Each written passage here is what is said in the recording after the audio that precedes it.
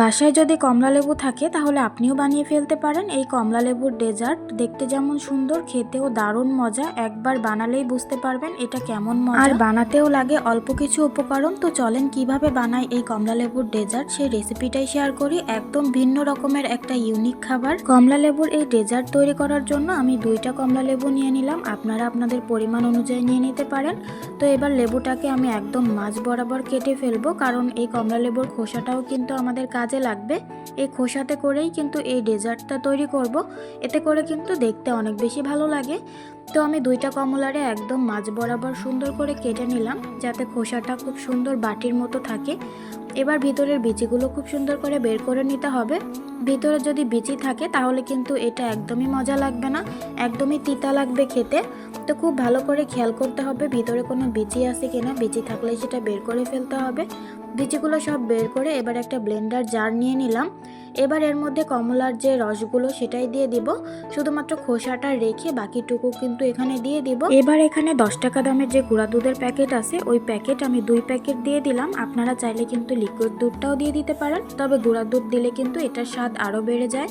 তো তারপরে এখানে একটা ডিম ভেঙে দিলাম, 1 থেকে 2 ফোঁটা পরিমাণ ভ্যানিলা এসেন্স, আর দিয়ে দিলাম 1 চামচের মতো ঘি।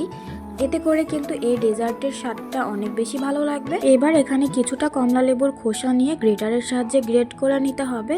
খুবই সামান্য পরিমাণে দিতে হবে, এটা বেশি দিলে কিন্তু তেতো একটা ভাব চলে আসবে। তো এবার সবগুলো কমলা লেবুর খোসার মধ্যে আমি যে ব্লেন্ড করে রেখেছিলাম সব কিছু একসঙ্গে, সেই মিশ্রণটাকেই দিয়ে দিলাম। আর খুবই সুন্দর একটা স্মেল বের হয়, যেহেতু এখানে কমলা লেবু প্লাস দুধ আরও অনেক কিছু দেওয়া হয়েছে। তো সবগুলোতে আমি খুব সুন্দর করে একদম সমানভাবে দিয়ে দিলাম। এটা কিন্তু একদম পুডিংয়ের মতো হয়, তবে পুডিংয়ের থেকেও খেতে 3 গুণ বেশি মজা লাগে। একবার হলেও বাসায় ট্রাই করে দেখবেন। এত বেশি সফট হয়, মুখে দেওয়ার সাথে সাথেই মিলিয়ে যায়, আর একদমই মনে হবে যেন কমলা লেবুর পুডিং খাচ্ছেন। তো তারপরে এখানে গ্রেট করা খোসাগুলো আমি উপর থেকে একটু দিয়ে দিলাম। এটা শুধুমাত্র সৌন্দর্যের জন্য কিন্তু আমি দিয়েছি, আপনারা চাইলে স্কিপ করতে পারেন। এটা কিন্তু বেশি দিলে তেতো ভাব চলে আসবে। তো সবগুলো আমি সুন্দর করে ছড়িয়ে দিলাম।